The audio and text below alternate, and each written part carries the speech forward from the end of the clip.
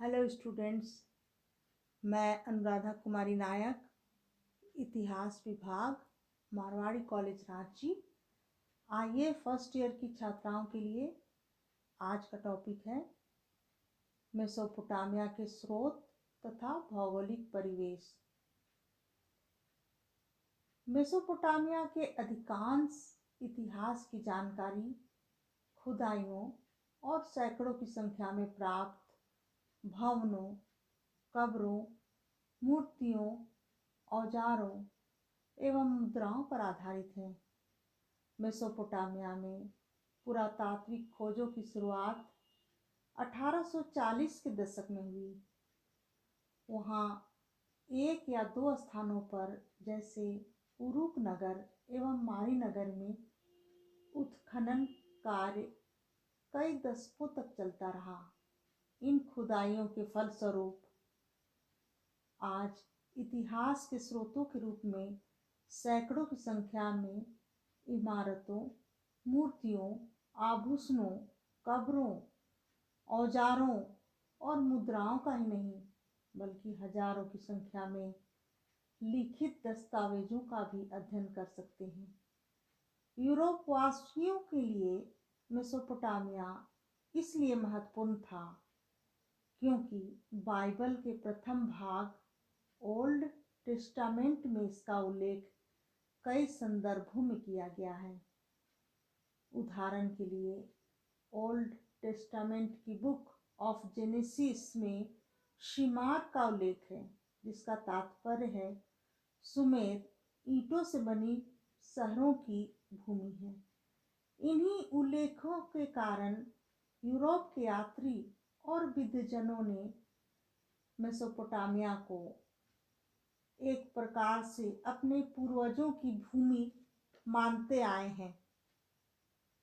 जब इस क्षेत्र में पुरातात्विक खोज की शुरुआत हुई तो खोज अभियान के अंतर्गत एक ऐसी पट्टिका की खोज हुई जिस पर बाइबल में उल्लेखित जल प्लावन की कहानी का अंकन था, परंतु इतिहास में हुए महत्वपूर्ण परिवर्तनों के अतीत को अपने तरीके से अभिव्यक्त करती है।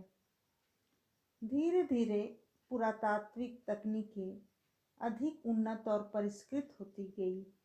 आधुनिक युग में मेसोपोटामिया के अतीत को खोजने के लिए बहुत से प्रयास किए गए हैं, जिनके परिणाम स्वरूप इस प्राचीन सभ्यता के बहुत सारे महत्वपूर्ण तथ्य उभर कर सामने आए हैं। अब हम देखेंगे मेसोपोटामिया का भूगोल। मानव सभ्यता के विकास का इतिहास जितना महत्वपूर्ण है उतना ही रोमांचकारी भी। प्राचीन काल में जितनी भी सभ्यताएं विकसित हुई उनमें अधिकतर का विकास नदी घाटियों में हुआ है। एशिया की सभ्यता ही विश्व की प्राचीनतम सभ्यता है, जिसमें मेसोपोटामिया की सभ्यता एक है। जिस प्रकार सिंधु घाटी में सैंधव सभ्यता और नील नदी की घाटी में मिस्र की सभ्यता का उदय हुआ, उसी प्रकार उसी समय दजला और फरात, जिसे यूफ्रेटिस एवं टाइग्रिस नदियां एशिया माइनर के पहाड़ी प्रदेशों से निकलती हैं और दक्षिण पूर्व की ओर प्रायः समानांतर प्रवाहित होती हुई फारस की खाड़ी में गिरती हैं। प्राचीन काल में दजला एवं फरात नदी के फारस की खाड़ी में गिरते समय दो अलग अलग मुहाने थे। इन मुहानों का संपूर्ण क्षेत्र दलदल के रूप में था। धीरे धीरे इन नदियों द्वारा लाई गई मिट्टी से यह क्षेत्र ऊंचा हो गया और मेसोपोटामिया का उपजाऊ मैदान बन गया। अब यह क्षेत्र दजला और फरात नदियों के मध्य का भूभाग है, जिसे मेसोपोटामिया कहते हैं। वर्तमान में इसे इराक के नाम से जानते हैं। यह क्षेत्र बड़ा ही उपजाऊ क्षेत्र है और इसका स्वरूप अर्धवृत्ताकार है। प्रोफेसर ब्रस्टेड ने इसे उर्वर नवचंद्र की संज्ञा दी है। यह क्षेत्र दो भागों में बट गया। ऊपर का उत्तरी भाग अक्काद और नीचे के दक्षिणी भाग को सुमेर के नाम से जाना जाता था। इराक के पूर्वी भाग में दजला तथा इसकी सहायक नदियां बहती हैं। यह क्षेत्र ईरान से सटा हुआ है। ईरान के पहाड़ी क्षेत्रों में जाने के लिए इन नदियों का इस्तेमाल होता है। इराक का संपूर्ण पूर्वी और उत्तरी इलाका वन प्रदेश, पहाड़ी श्रृंखला, वृक्षों, झरनों और हरे भरे एवं उबड़ खाबड़ तथा ऊंचे नीचे मैदानों से फैला हुआ है। इस क्षेत्र में उत्तम कृषि के लिए पर्याप्त वर्षा होती थी। यहाँ की जलवायु कृषि के विकास के लिए अनुकूल थी। इसीलिए 7000 से 6000 ईसा पूर्व के बीच यहाँ कृषि कार्य आरंभ हो गया। कृषि का विस्तार हुआ। वर्षा का जल किसानों को पर्याप्त मात्रा में मिलता था। उत्तरी भाग की ऊंची भूमि में घास के बड़े मैदान थे। उत्तर में स्टेपी घास के मैदान होने के कारण कृषि की अपेक्षा पशुपालन की सुविधा उपलब्ध थी। यहाँ पशुपालन कृषि से अधिक प्रभावशाली आजीविका का साधन था। इस क्षेत्र में सर्दी के मौसम में अच्छी वर्षा होने के कारण छोटी छोटी झाड़ियाँ और घास उगाती थी। भेड़ बकरियाँ और अन्य पशुओं के लिए यह क्षेत्र उपयुक्त चारागाह था। पूर्व में दजला की सहायक नदियां थी, जिनके द्वारा ईरान के पहाड़ी क्षेत्रों में सुगमता पूर्वक जाया जा सकता था।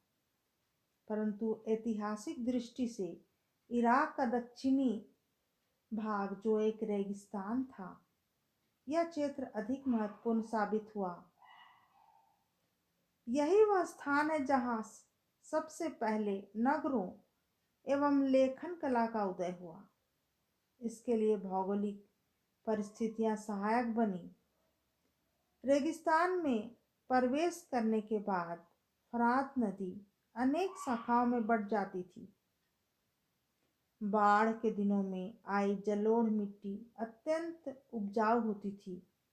साथ ही नदियों की धाराएं नहर का भी काम करती थी, जिससे खेतों की सिंचाई की जा सकती थी। इसलिए इस क्षेत्र में कृषि एवं पशुपालन का विकास हुआ। तत्कालीन सभ्यताओं में अनाज का उत्पादन सबसे अधिक दक्षिणी मेसोपोटामिया में होता था। गेहूं, जौ और मटर तथा मसूर की खेती यहाँ भरपूर होती थी। कृषि कार्य के अतिरिक्त पशुचारण उनके अर्थव्यवस्था की कड़ी थी।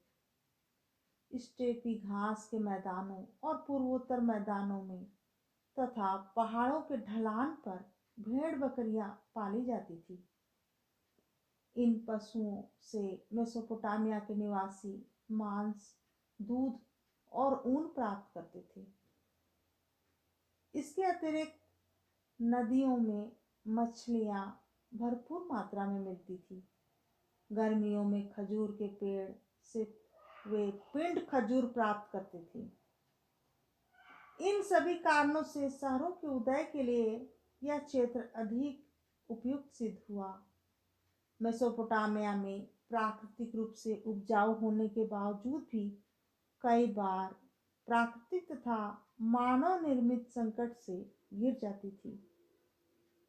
फरात नदी की धाराएं कभी कभी अत्यधिक पानी बहने के कारण फसल को डुबो देती थी तथा कभी कभी ये धाराएं अपना मार्ग भी बदल देती थी, जिससे कि सूखे की स्थिति बन जाती थी। पुरातात्विक अभिलेखों से पता चलता है कि नदियों की धारा बदल जाने के कारण मेसोपोटामिया के गांव समय समय पर विस्थापित होते रहते थे।